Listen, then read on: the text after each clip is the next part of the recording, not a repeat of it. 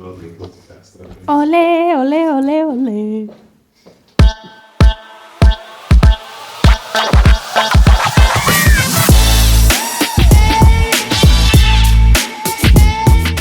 Hello, everybody, and welcome again to our podcast, to a new episode with our lovely guest, Greta. Hello. How are you? I'm very well, thank you. Good. Do you want to talk about yourself a bit for the Alright, audience? so my name is Greta. I'm 19 from Sweden and I volunteer here in Craiova with Act for Community. Beautiful. How do you like Craiova till now?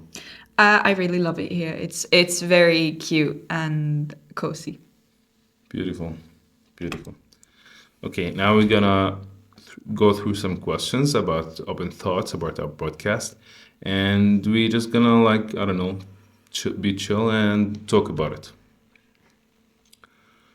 So, Greta, what does the feeling of belonging means to you? I think that the feeling of belonging is a very complex feeling, but I think to a certain degree that it means that you can be yourself comfortably in a way where you feel appreciated and seen and not alienated. Oh, that is a new word, but I like it. Okay. Have you ever felt like you didn't belong somewhere, or what made you feel that way? Of course I have. I think it's very natural to feel that way in at least a couple parts of your life through school and sometimes in work, especially when there are the pre-established groups in the new environment you find yourself in. And I just think it, for me at least, was that I am a very expressive and loud person, and the other people already had their friend groups, and they all seemed so very muted and calm that I felt like I was the odd one out. But no, it turned out very well, and I ended up belonging in there as well. When do you feel most connected to other people? I think I feel the most connected to other people when I am actively interacting with them about something that they show care and importance towards. So in my volunteering work, I feel the most connected to my fellow volunteers when we're working with a question we really care about. In my studies, it's always been when I went through practice questions in my friend's favorite subject, and with my family, it's just whenever we get to spend time together doing something that we all like. I actually want to answer also this question because I feel more connected to people when, let's say, I'm more safe around them, when I can be more myself, and not to I don't have to put a mask, or I don't have to pretend and act in front of them for someone I'm not. So for me, this is how I feel more connected to people, when like they're warm, they're welcoming, they're when they see me with a big smile. Yeah, we can jump to the other question. Yep.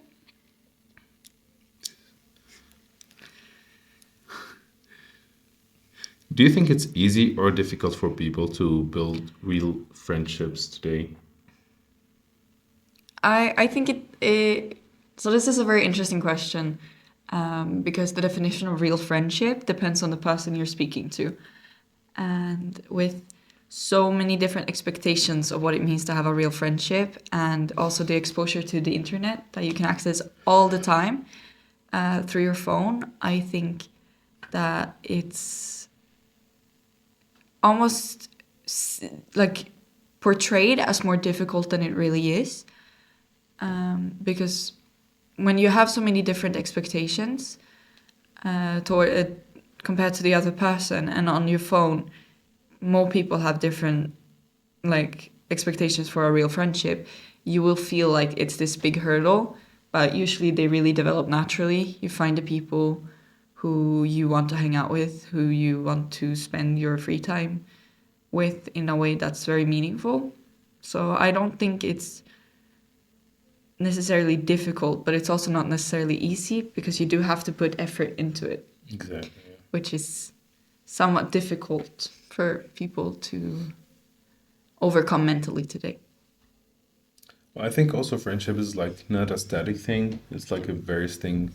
Sometimes you can spend months or years with somebody and hang around, but you're still like, let's say, not called friends or close friends. But some people you're just connected to them like in a second, and you know you're gonna be friends forever, let's say. Yeah. Okay. Um, so you moved here to Craiova, to a very far away country, let's say. Not far away, but far away. So moving to a new place and a new environment, how it affects you to how it affects your sense of belonging.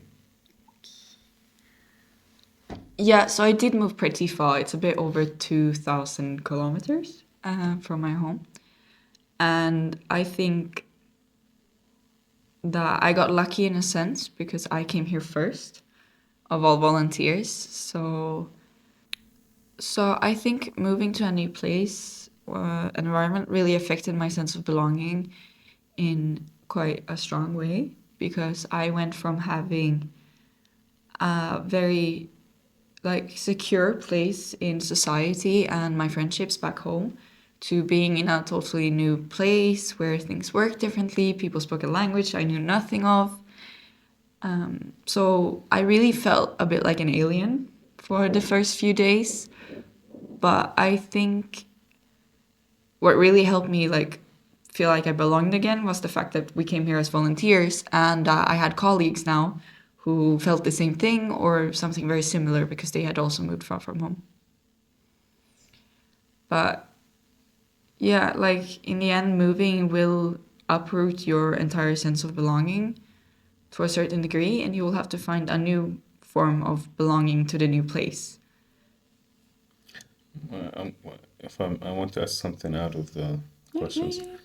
Did the difference between, let's say, you and the other volunteers, like because you all come from different backgrounds, different age gaps, like there's some 19, 30, 25. Did it affect like how you go along with each other? Yeah, so I think there's not really something that makes it harder for us to get along that you can really pinpoint it to, because I am the youngest in my entire organization. I'm 19, and the oldest one is 30. But and then I don't think that cultural differences had that much of a impact on how we spend time together. It had more an impact directly on how we view our work, which caused some tensions. But really, the fact that we were all volunteers in a foreign country kind of helped us overcome the original differences that we have grown up with. Good, good, beautiful. Okay, going to the next question.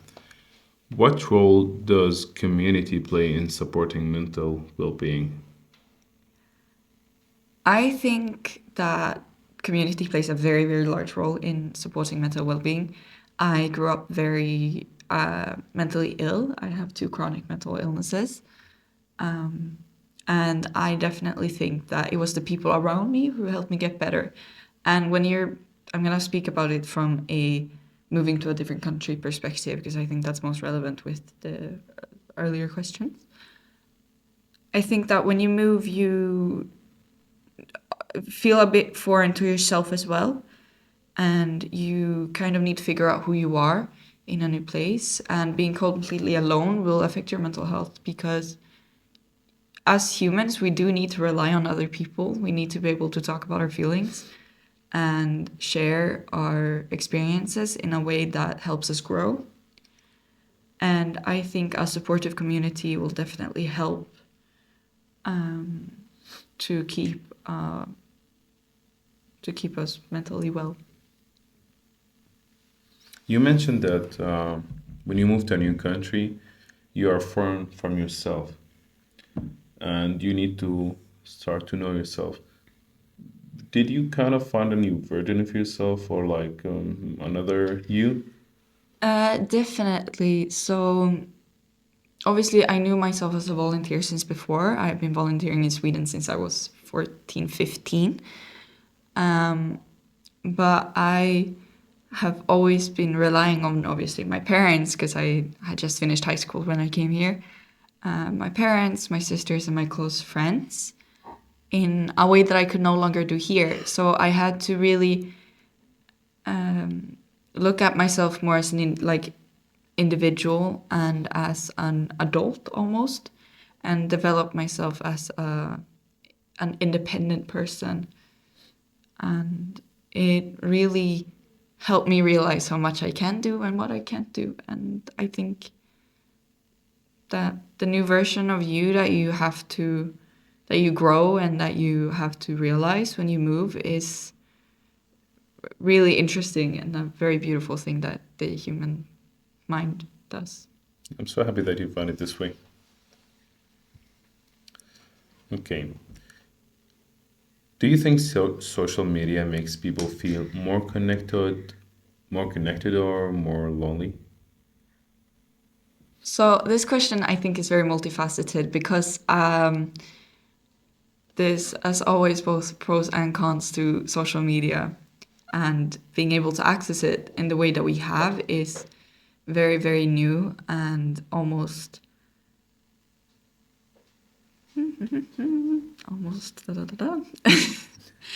the way that we can just access it nowadays is incredible in a way, because we can carry basically a connection to the entire world in our pocket, or on our laptops we can contact anyone anywhere.